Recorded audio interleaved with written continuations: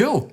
Exactly. So shall we get into the music section of the show? Let's do it. There's some cracking artists this week. And the first one is an absolute belter. It's a great song. Such a good song. So this is all the way from Nashville, which has been on the show already, pouring out some class stuff from that end of the world. So here it is. Hi, it's Antonette, and you're listening to my new song, Drunk on Me. But it's different when we are alone. Even bad guys have a soft side, and that's why I can't let him go. He says it ain't the booze, swears I'm drunk on you. I'm in deep, I'm losing control. It tastes like the men that I met in my past, like Jose, Jim, and Chad. Lighting me up like an old cigarette, and I keep on coming back. It drives my heart like he stole it. Young, reckless, and free. One hell of a ride, and I'm out of my mind. But I love when he's drunk on me. Deep. It's a banging song. That it really is. I mean, straight away, when I heard her like air on that vocal, I was like, Straight away. God, straight away that was like, I just knew that this was a good song. Like, you know, when you just tell there's that kind of just quality that straight just away, hits you from the minute go. You get you get the ambience from the mix overall, but also it's like classic Nashville drum, really tight sounding drums, but with the kind of reverb in the background. Which is sick. So this is Jay Antonette. She is awesome. We've worked with her before on a story behind the music, so if you want to know more about this song, definitely check it out. She is awesome, and she's also super lovely, and her music is like second to none. A little bit about her. She started as backup singer for Melissa Etheridge, a really popular artist. She's also sung backup for Grammy Award winner Michael Bolton, which is awesome. Do you want to know a fun fact? Yeah, go on. So's my mum. Are you joking? No. But That's like in sick. a really, really bizarre, like I think she was on like the choir of like one of these things when he came like on tour, and it was like, you know. But then, anyway, we digress. But that's a really random. That's fun awesome fact. though. But yeah, she's had her songs played on popular TV shows, and she continues to just absolutely slay it in Nashville, writing for herself and other people. And I mean, as you can tell by that, just small little snippet. Again, if you want to hear the full song, we'll leave links in the description to our Spotify playlist with all these songs put into it. This song is just so warm from the, and some people really hate that, don't they? When you're like, oh, it's so warm. You either get like people like, oh yeah, I know exactly what you mean, or you get, don't say that means nothing. But this is so warm. Like, it's so well done. Yeah. I love the song, and I love everything about the depth of the lyrics. I especially love the lyric, even bad guys have a soft side. Like, it's you don't hear that kind of thing much, and I think that's what stands out to me. And like a cream egg. Yeah. I don't think we have them in the States, so maybe No way, you don't have cream eggs. Oh no. You guys are missing out. Sorry, guys. But yeah, I mean, just in general, the lyrics are brilliant. The melody is awesome, and that just couples with the incredible vocal production, as we said immediately. It is insanely good, and you expect nothing less. As soon as you hear an artist that's out of Nashville, you know the quality of the production is going to be absolutely top. And this is no different. It just is incredible. As I said, I love the drums. Probably samples, but if it's a live drummer, it's produced very, very well. Yeah. The guitar, the acoustic guitars are beautiful. It's the exact production on an acoustic guitar that I tried to achieve. It's just lovely. It sits so wonderfully in the mix. It's EQ to perfection. I mean, it's probably a really great guitarist on a really expensive guitar, so I bet it doesn't need that much kind of EQ, but the producer obviously has gone straight in, done exactly what they've needed to do there because it sits so well in the mix. And even when it's pushed back and you barely notice it, it's there and it's still making such an impact on the track. Yeah. I mean, it's delicate, but it's like really nice, isn't it? And it just adds that sense of country. Exactly, very much so. And it's got lovely tone. Just the tonal aspects of the song, the tonal choices. What I mean by that is the guitar tone. I don't know if that's a lead guitar or a pedal steel. It could be either, but the tone they've got on it is incredible. And I've already spoken about the tonal achievements of the acoustic guitar production and the vocal production. Everything is mixed perfectly. And this was a really tough one because, at the end of every song, as Andy and I tried to kind of talk a little bit about what we might have added in the songwriting or production session. And this is one of those tracks again. We had one last week where there's not much nothing really. Dude, I've got no notes. I've got no improvement notes for this. What have I written here? I mean, it's just, everything is subjective. I mean, maybe I would have tried compressing the reverb on the snare bus, or the snare verb bus, sorry. But again, it doesn't need it. That's just me being extremely that's what I would have tried to do maybe if I was in the production booth. But the songwriting is 100%. The production is 100%. And Jay as an artist is just incredible. And I think she's going to go places. Yeah. And I just think really highly of her anyway. She's awesome. There's nothing much else to say other than that. I loved it. I mean, this is a pretty good review, isn't it? So, yeah. Yeah, should be chuffed for this. I mean, yeah, Jay, smashed it for me. I'll go back just to re-emphasize the vocals production-wise, because they are so well mixed and so thick and present. See the air boosted on that. Obviously, no one's vocal has that air in it. That's always something that we kind of boost in the production, but it gives that lovely shine and that kind of sizzle just in her timbre, in the really kind of top end of her timbre.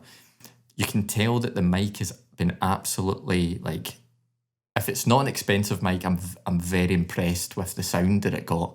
But you can tell that, I don't know what gear they've used, the producers, whether it's an analog piece of gear or it's a plug-in, the way that they've boosted that air and the model of it, if it is, digital, is so well done, because there's nothing, it's such a well-balanced air as well.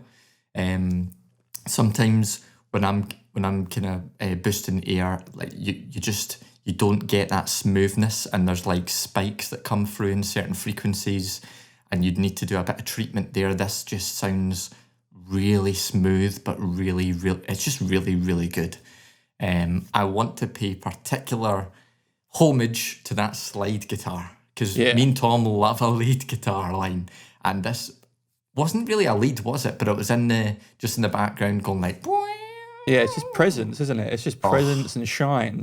Mood, ambient, chilled out, just kind of, again, I can imagine a guy with a hat on, with a big fat cigar in a jazz club, just just shirt unbuttoned, sliding away. Yeah, just a super cool guy. Exactly. And then love the chorus, because I love how I don't think the end of the chorus ends back on the on the first chord. It doesn't resolve to the one chord. Key. Yeah, the chord 1, I think. So it leaves you at the end when she sings Drunk on Me with a bit more suspense. I really like that, because it's oh, what's coming next? Because it's usually classic songs just finish on chord 1, which is not a bad thing either, because it's such a good one to end on, and you get that feeling of relaxation. But lyrically, love this as well. So it's a tale of liking someone that you shouldn't, maybe a bad influence that you still can't help but love. Really paints that kind of clear picture of loving a bad boy, even though it's not right for her, which is cool.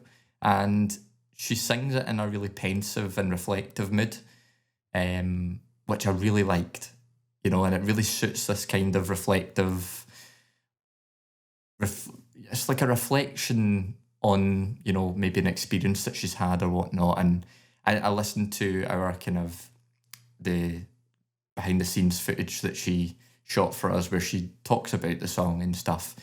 And it was two, I think, writers from Nashville that went to her and said, look, I've got this song. And then she added her own little spin in it, which is really cool, because you definitely get that kind of, there's definitely something that comes across when you're listening to it that's like personal, which is really cool. So I have no notes. This is beyond my my capabilities production wise.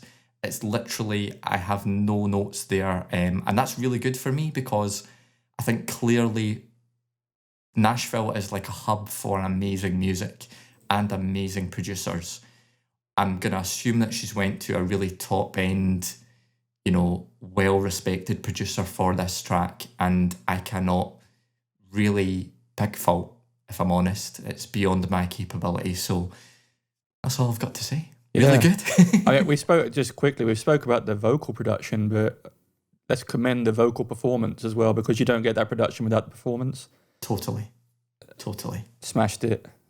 And she said in the background as well that they worked a lot on like the lighting in the studio and creating that mood, because that's obviously like really important. People think that they just go into a studio with the bright lights on and no mood, and they're able to just pour their heart and soul into a song, but that's not how it works. It's not how it works. So, you know, the producer needs to react to the song lyrically and try and get the artist in the right space to be able to deliver that, you know, amazing performance that she has. And that's another amazing thing that this producer's done. So whoever this guy or girl is, fantastic job. Awesome. I mean, that's why so much goes into the cosmetics of a recording studio. The top ones always have, you know, everything. They can heighten the ceiling if they want. They can do everything to make the artist as comfortable, because you can't just sing and produce on the spot. You have to be in the zone and very, very talented performer. There must be some hilarious stories of like people that are like really like divas, that they're like, I need like 5 bottles of champagne and I need you to polish my shoes before we hit the mic. And, you know, like there must I bet some producers out there with some ridiculous stories of these big stars that just, I need to be in the mood to, you know, and they need all these things to be in place. Definitely, yeah. 100%. Really cool. Nice one. So all the way from Nashville now to Nigeria with a guy called Mikol. Hi, this is Mikol, and this is my track Superhero. I hope you guys love it. My dad is a superhero. My dad is a superhero. Oh, oh. My dad is a superhero. My dad is a superhero. Oh, oh. Yanibura, Papa Nichiki. He may act tough, but he cared for me, yeah. Chevy Waloniki, my love, Walagi me. And I hope I can do for my son what he did for me. My dad is a superhero. My dad is a superhero. Oh. My dad is a superhero. Oh. Cool drums. Cool, man. Yeah, I mean, samples. I like it. It's obviously like a lovely song for his dad. Yeah, totally. Well, yeah, like awesome. Like that must mean a lot to his dad as well when you hear something like that. He'll be like, "Thank you, son. That's my boy. That's my boy. That's my boy." So a little bit about Mikol. He's from Lagos, Nigeria. One of my best mates is from Lagos, so it obviously produces legends. No way, class. Yeah. He's a graduate of 10 Strings, which is the biggest music school in the whole country, which is pretty incredible. That's pretty class.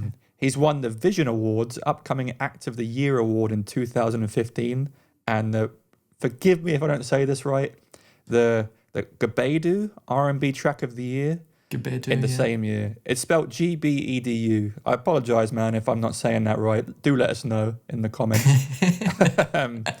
But yeah, I just think he's clearly like has an exact kind of idea of what he wants in the song. I also love when artists have that kind of bilingual factor in their music.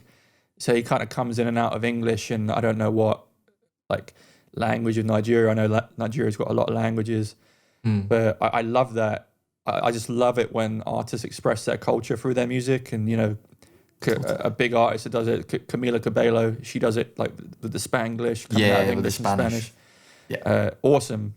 I also love, and it's something that kind of gets overlooked a lot, I feel, in the production side of things, how much kind of effects, I'm not talking about verb and delay, I'm talking about build-ups, swells, reverses add to music. And if you listen to this one, it's got like, it's really easy to pinpoint when those reverses come in, because straight away like the suspense is building, and it really does add that touch. Suspense.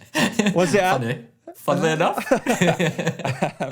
But yeah, I think he's done a great job here. And again, I think he's got quite a clear idea in mind of what he's doing. So honestly, that could be the tip of the day.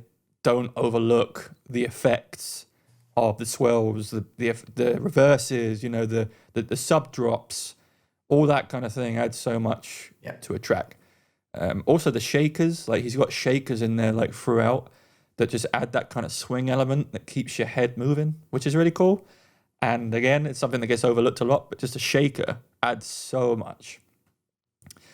I think he's added some really nice musical choices, because there's a lot going on in the track and there's different elements fighting for space. And I think he's done a nice job balancing things, and it's not like a sonic battlefield. Like it's like everything is kind of balanced. That being said, to my ears, I think the high mids, maybe around the 1.5 to 2K range, there's a frequency there that I would have completely notched out. I can't really pinpoint it unless I went in and kind of got surgical with things. But to my ears, that there's from a production standpoint, just around that range, there's just a frequency there. It's kind of bothering me, but not too much. Like I'd still really enjoy the song. Yeah. Again, we just try and like kind of pick things out that maybe we would have done. It's really interesting exercise when you talk about things that you'd add, because you know you learn from each other all the time. And as we said, like it's all subjective and down to our personal choices.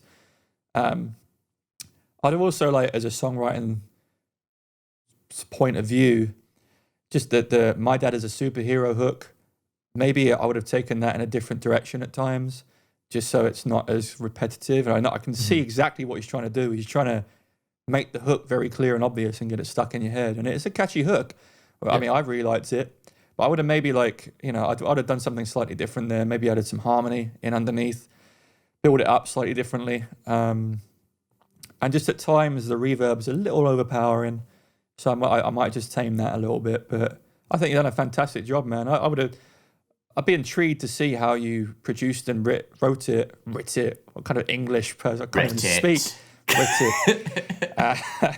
I'd be really intrigued to see how you wrote. What is going on with my voice right now? Oh, he's having a shocker. Having a shocker. Clearly, I'm not a superhero. He's been drinking, guys, so do forgive him. Sorry. He's about 5 pints in. It's been a long day. But yeah, man, awesome job. Really enjoyed it, and I'm excited to hear more stuff from you, because you've clearly got a talent there.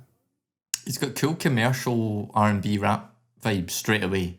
Like, that's what hit me. I was like, oh, this is like, I can tell the playlists on Spotify that this would blend into nicely. Really well produced vocals again. It is, yeah. So really nice air, lovely sizzle. I quite liked the reverb on it, and it was really had a lot of depth to it. And I just think like with reverb, sometimes they kind of compete with the natural sound of someone's voice. I feel like the reverb on this particular vocal blended with the vocal really well. I just really like it was almost like an effortless reverb. There was no fighting going on there, but like what you said with the whole sonic battleground, there's no verb battle going on for me. Absolutely. The sound design elements, yeah, loved them. So a lot of effects, like you mentioned, Tom, and the kind of these different sounds, some of them are really subtle, but they all create that kind of swirling sonic. It's almost like a sonic mess, but it makes sense to me.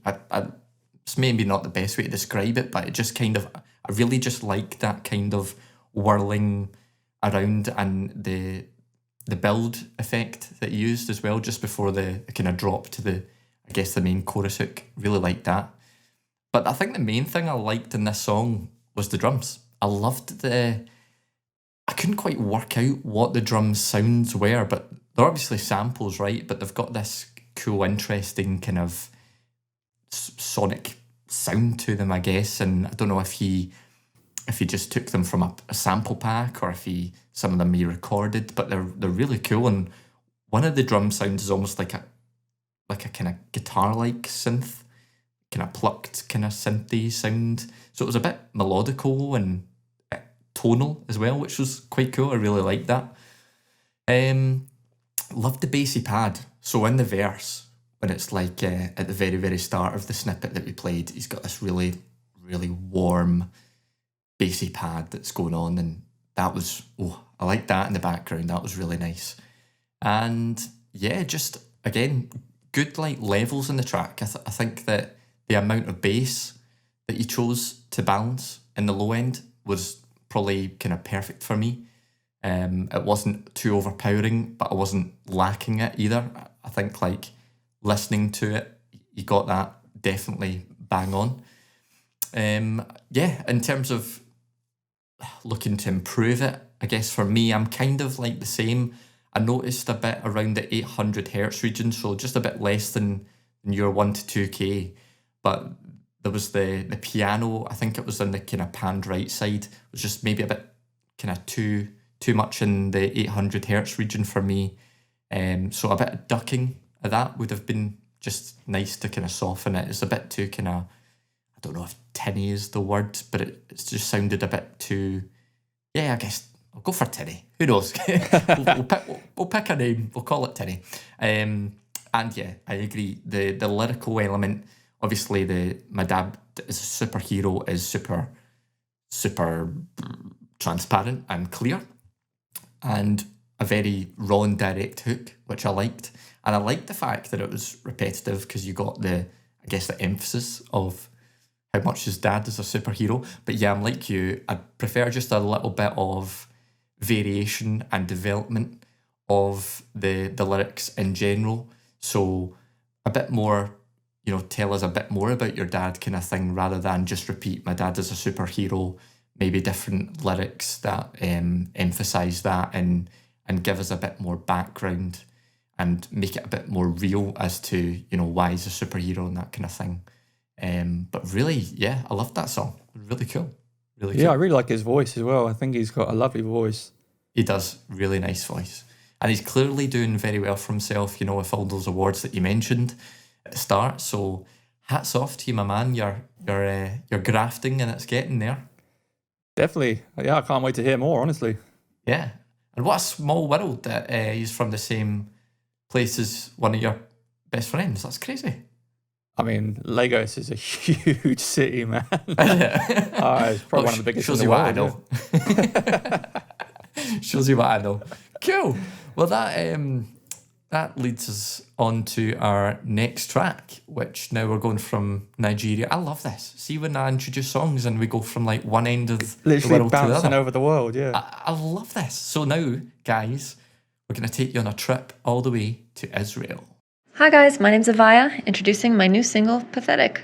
Hope you guys enjoy. And maybe if we make a change, it'll all be great. It can all be great, can it? Maybe if we stay the same, all our problems will fade away. I know that you're coming on.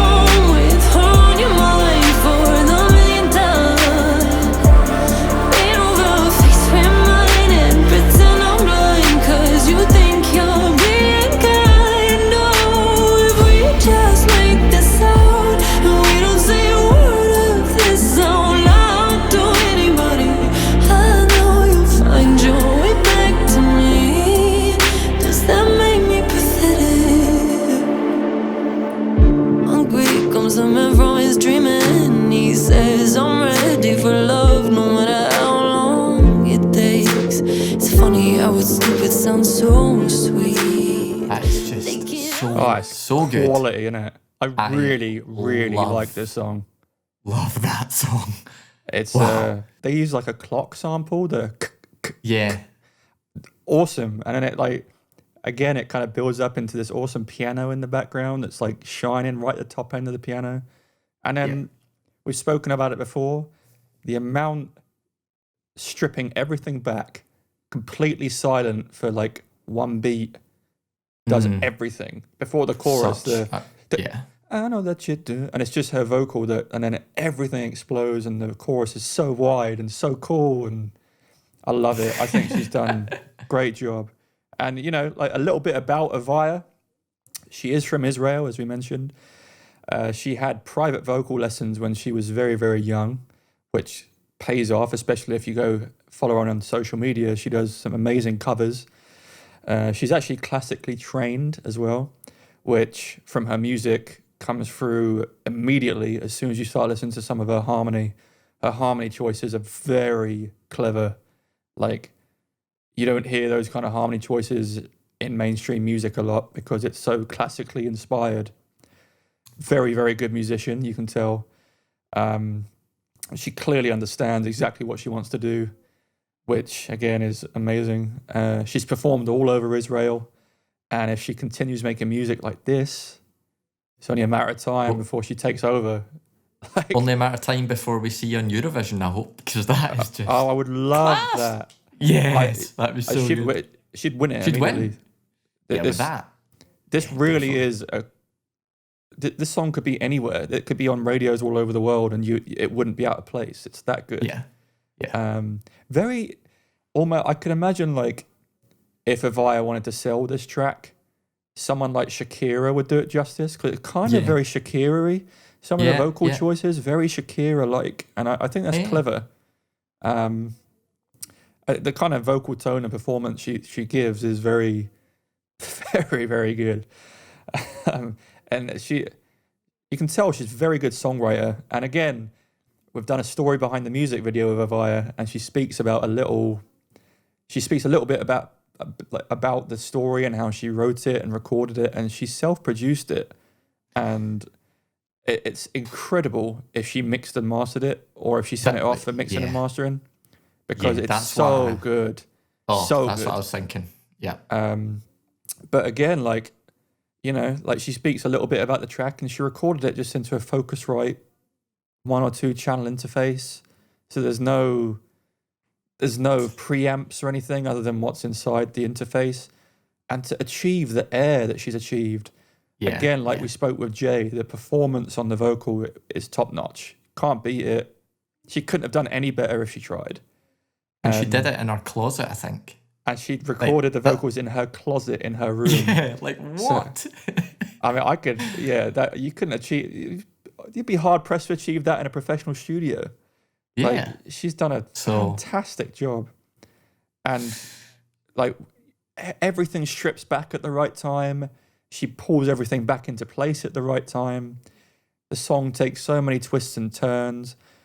I've mentioned the harmony choices. She's also got some kind of vocoding effect underneath her voice that is brilliant, and it adds that depth of just, especially with the clock. It kind of gets your fists going, and it's very Zed. Very awesome! Zed, kind of just brilliant. She's a classically trained musician, but she's an amazing pianist. So there is very subtle piano in the background that adds so much. If you took the piano away, unless, like, again, it's very subtle, but if you took it away, it would make the world of difference.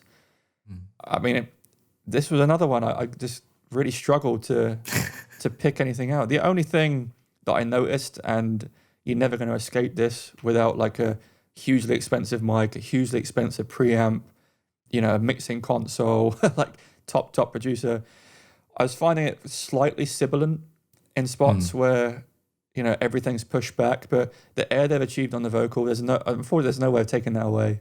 So like, that's not even, act. That's just mentioning it, just to mention it. There's literally nothing I would have changed or added. I just think Avaya has done the best job of this song. I like, honestly, a huge fan of this song. I've added it to multiple of my own personal Spotify playlists. Yeah. And my wife loves this song because I played it so much. So it honestly, fantastic job. It's my favorite song I've heard in a while, to be honest with you. Yeah. It could be. It's one of my favorite songs I think we've had on the show so far. To be honest, I'd go as far to say that. There's a lot I want to talk about on this track. So yeah, the first thing I want to just pay homage to is she actually produced this. Now I'm like you. Like, did she produce it? Because we spoke about this on the show where people were saying, "Oh, like how do I get into production?" And she might have done the production, so done the sound design and all the instrumentation and stuff like that, and then sent it off to, a really, renowned mixing and mastering engineer who's just made it sound incredible. But if she's mixed any of this, again, massive respect, because it is it's not just well produced in terms of sound design, it's well produced in terms of the actual production quality of this track. So just want to mention that at the very, very start. Fantastic job. And it's a well-written track. So straight away, you get a sense of the vocal melody. Straight away, I get a sense of like, this is an attractive ear candy type song. So it's like instantly the melodies I'm like drawn to, which is like me too, a big thing for me. I love the vocoder. I love a vocoder effect. Since the first one I heard, might have been a Zed song, I don't know. I was just like, I'm in love with this effect because I don't know, it just adds so much saturation and kind of coolness to that verse, and it's such a interesting direct comparison to the chorus because she's got that like effect on the verse and not in the chorus, and it's super thick but subtle in the way that it just sits nicely behind her vocal, but it's like it's still thick and wide, and yeah, loved that. Really loved that. And the TikTok, was a big fan of that. Big fan of a TikTok sample. Wait. There are some cheeky LFOs used on the background synths. Now, if you don't know what an LFO is, it's a low frequency oscillator, and you use it on like a synth to basically adjust and vary the sound and manipulate the sound in a series of ways, and you can really go to town if you know your synthesis using the LFOs. And there's been it's really subtle, but there's some cool LFOs going on in the background to create that extra interest and uniqueness in the pads in the background of the track. So just really nice, they're in that space where they're not in the direct kind of listening zone, but if you tune in, really well done there. Again, like that is the detail that they've went to in this track, where they're even the elements that are pushed back, they're creating interest. So again, like there's so much for me to talk about here. The drums are well chosen, and what I mean by that is the kick is thick and thumpy, but it's also kind of subby sounding. So an EDM style kick with like loads of presence and like high 2 kilohertz click would not work in this track. It just wouldn't, because the vibe that she's created and the atmosphere that she's created, if you put that kind of kick in, it would just completely ruin, I think, the whole feeling for me. And again, that sample was brilliant. It just worked. It gave that kind of thump, that kick, that rhythm, but it did not overcompensate in the higher upper mids region. And she had some subtle vocal doubling going on. So when she goes from the verse to the chorus, it's very subtle, but she adds like double vocaling just to widen up her vocal even more, give that even bigger kind of impression of here I am, it's the chorus, I'm going to sing even bigger in your ears.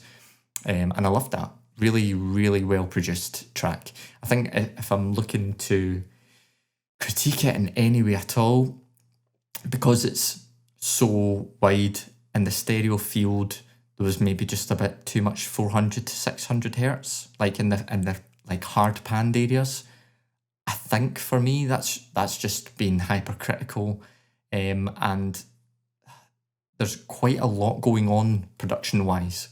So it's like heavily layered. Just for me, there's just a little bit of loss of the detail. But in saying that, the way she's layered the sounds is amazing. Like, it sounds like a well-layered track. I think just from a personal preference, I like to hear a bit more kind of space and clarity in the mix. So I don't know if that would mean, taking one instrument down, a good few more dB just so it creates, less of that frequency overlapping.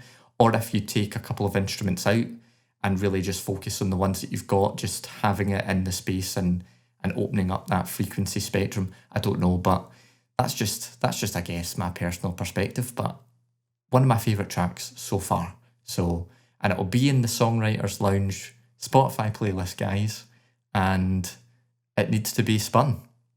Exactly.